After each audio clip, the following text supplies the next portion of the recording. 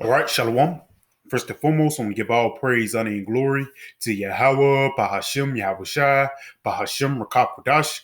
I want to give double honors to my apostles and elders, great millstone, who teach very well where I learned this truth from, and salutation out there to the hopeful elect, who continue to push this word in our truth, faith, and sincerity. And also, Shalom to the millmen and children who sincerely believe on the words of Yahweh, Bahashem, Yahushai. And today, just basically getting on the wicked invaders, man. Because that's what these devils have been doing ever since they have gotten upon the planet Earth, or ever since they got into power, you know? Because these devils, every time they get into rulership, they don't work things out. They don't do peace treaties. No, they work things out with the sword. And they have always been this devil MO. I'm going to start off right here in the book of Revelation 6, jumping down to verse 4. It says, "And there went out another horse that was red, and power was given unto him." Now, right there, that red horse represents the nation of Esau, man, the nation of Edom. That's what that red means. Because when you go into the Hebrew, that word Edom translates to what? Red. It says, "And there went out another horse that was red, and power was given unto him." What's that power? Rulership. That sat there on to take peace from the earth. And that's what this devil have been doing ever since he got into power. He take peace from the earth, man. Every time he's ruled, every time he's around, you can always blame it on Esau, man. Because wherever he go, death follows, man. If like the scripture saying in the book of Sirach, if adversity come upon thee, thou shalt find him thou first, man. If any bad thing happen, if something go missing, you can always blame it on Esau, man.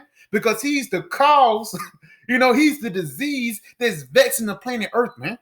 Let's finish it off. And it reads, it says, "And the power was given unto him that sat thereon to take peace from the earth, and that they should kill one another.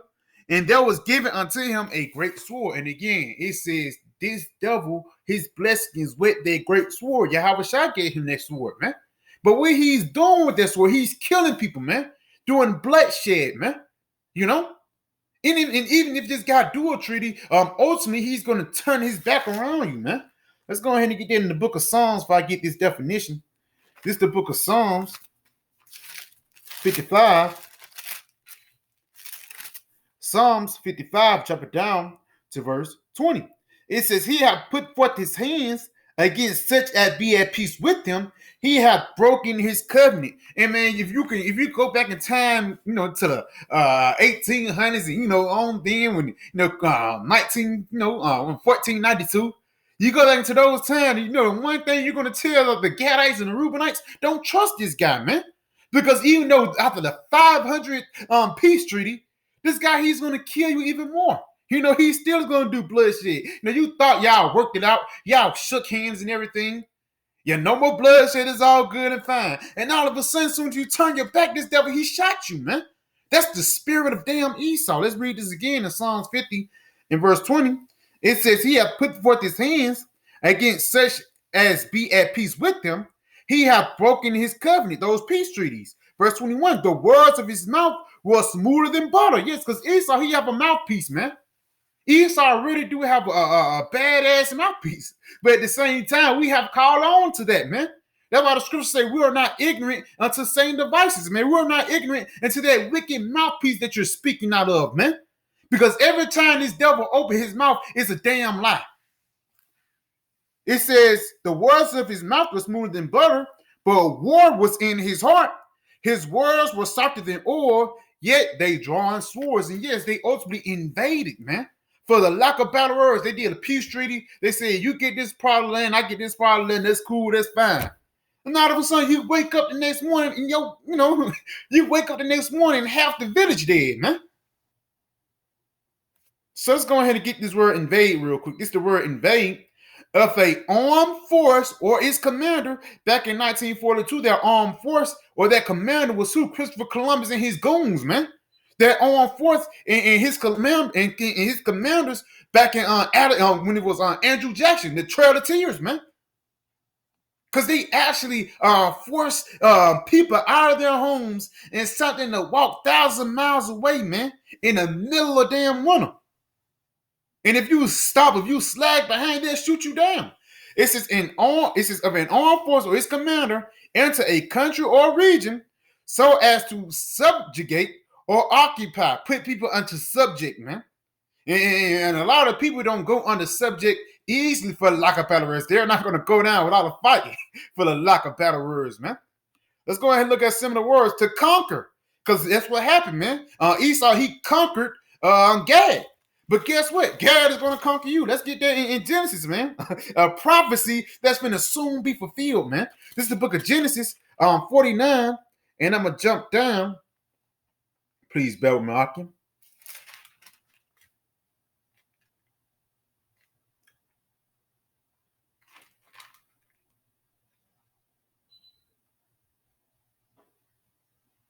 Because again, we already know that this devil have took down, he took down all the nation of Israel, but he really put it in on Gad for lack of better words, man. Then he actually stole Gad culture down here at the Birmingham Museum. There's a lot of Gadite artifacts down there. And once you look at them, you could tell the difference between the one when Gad was truly ruling. You could tell the difference when Esau put his whitewashing in it, man, for lack of better words, man.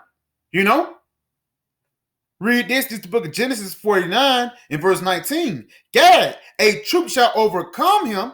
Who is that troop that overcame him? Esau, Edom. It says, Gad, a troop shall overcome him, but he shall overcome at the last. And he's going to overcome right now, man. That's the beautiful part about this story, man. It's not like we're going to be in this position forever. Ultimately, the Lord, he's going to give us the victory, man.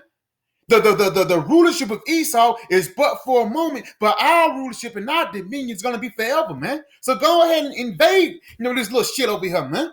Because once we get our power, you're not going to have no parts of it, Let's go ahead and get it right here. The last definition, this stuck out to me. It says of a parasite or disease spread unto an organism or body part. In Esau, he represents that disease, man. That spread. Because soon as Christopher Columbus came over here, that one Edomite, it was a couple long, but I thought that little bunch of Edomites, it spread into a whole nation of Edomites, man. It spread into a whole nation of filth. That's what happened when disease enter your body. You don't check it.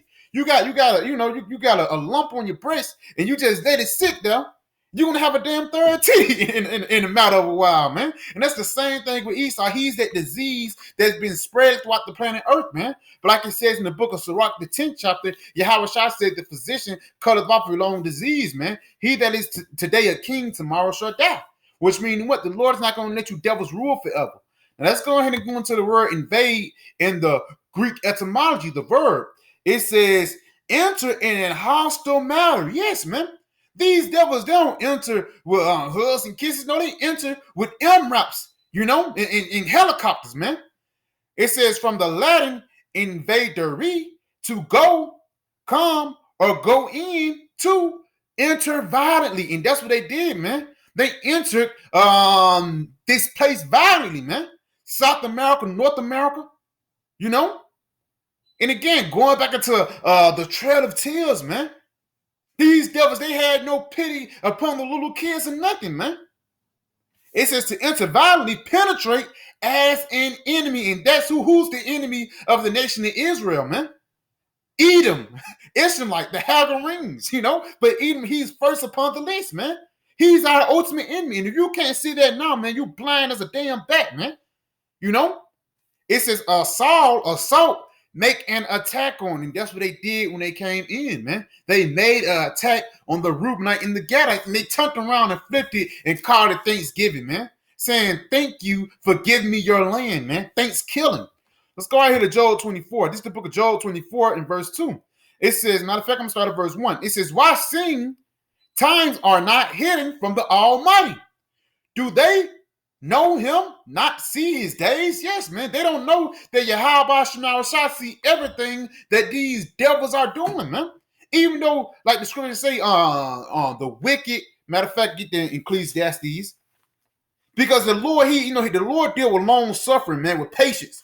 And that's what we have to do. We have to suffer being under subject under this wicked guy, man. But very soon, this wicked guy is going to be cut down. This is the book of Ecclesiastes 8 and verse 11. Because sentence against an evil work is not executed speedily. Yes, the Lord, he didn't punish Christopher Columbus when he first came over here. He didn't punish Andrew Jackson, man, when he did the Trails of Tears, man. He didn't punish Abraham Lincoln or George Washington yet. No, man. Because the Lord, he's dealing with long suffering, man. You're going to get your punishment when the kingdom of heaven comes, man. Read this again. Because sentence against an evil work is not executed speedily, therefore the hearts of the sons of men is fully set in them to do evil. Yeah, so it's set in these devil's spirit to be wicked.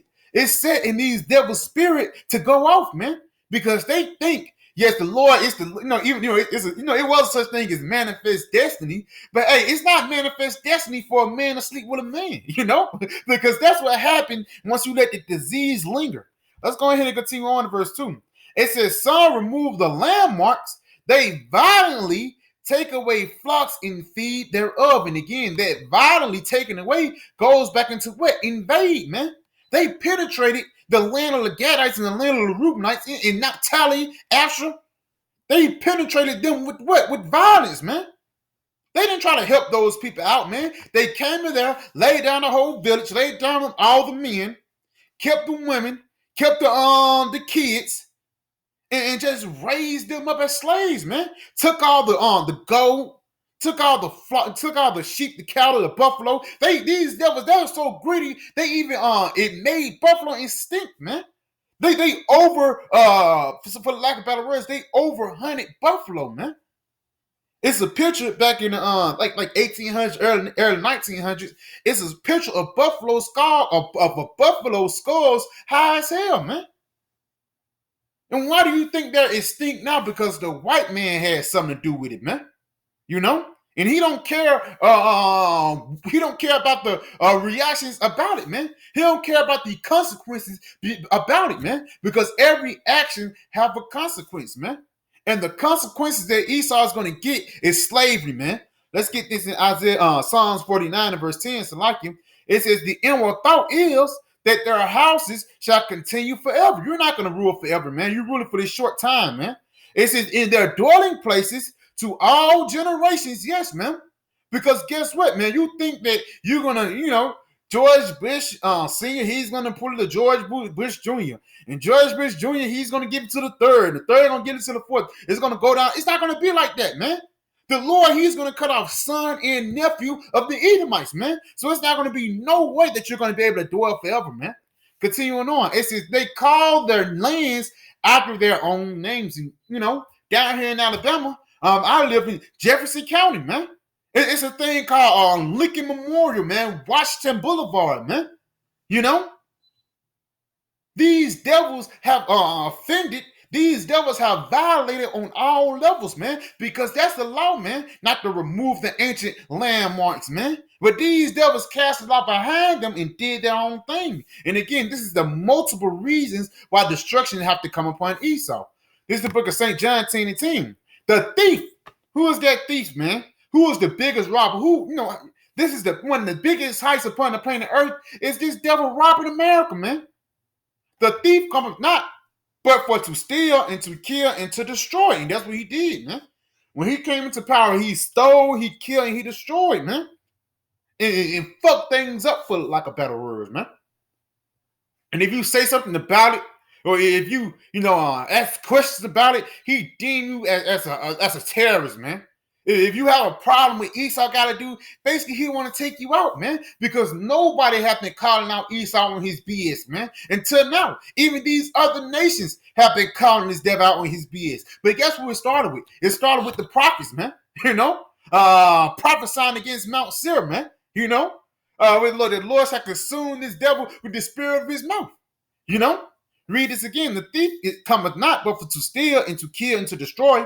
I am come that they might have life and that they might have it more abundantly. And that's what's going to happen when Yahweh shall come. And we're going to have nothing but true and abundant life, man. And we don't know I don't know what that's about, man. Because you don't really know how it feels to truly live here in America. Chemtrails is spraying through the air. The food you eat is full of chemicals.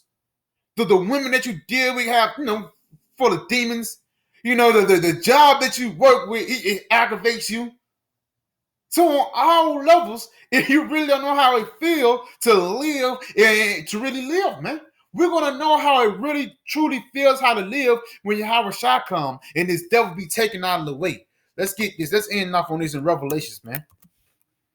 A beautiful one of my favorite scriptures right here, man. Because hey, when Yahweh Shah comes, it's not gonna be no more peace or death, man. The reason why your grandma died of diabetes because of Esau. It says Revelation 21 verse 4, and the Most High, Yahweh Bashim Yahweh Shah, shall wipe away all tears from their eyes, sighing and crying, man. We're sighing and crying against this evil place because hey, if you're really in your right mind, you know that the things that's going on here is not right, man. It says, in there shall be no more death, neither sorrow, nor crying, neither shall there be any more pain. For the former things, what's those former things? This former rulership, man. This is the former rulership that is talking about in Revelation 21 and 4, man. That's how you know that the kingdom of heaven have not been made manifest yet, man. It's manifest in the spirit, but it have not been made in the physical yet, man. Because we are still in the former things right now. We are still in the age of Esau, you know? It says the former things are passed away, and that's that disease, man. Once that disease pass away from your body, or those elements pass away from your body, guess what? You back in normal health, man. Once the invader be taken down, guess what? You're back in normal health, man. So yeah, Akim, just a quick little video. I pray it was edifying. I want to say, call halal yimlah. Yahweh, Bahashim Yahushua, Bahashim Makakudash, Shalom PTA, and the Baba Bao.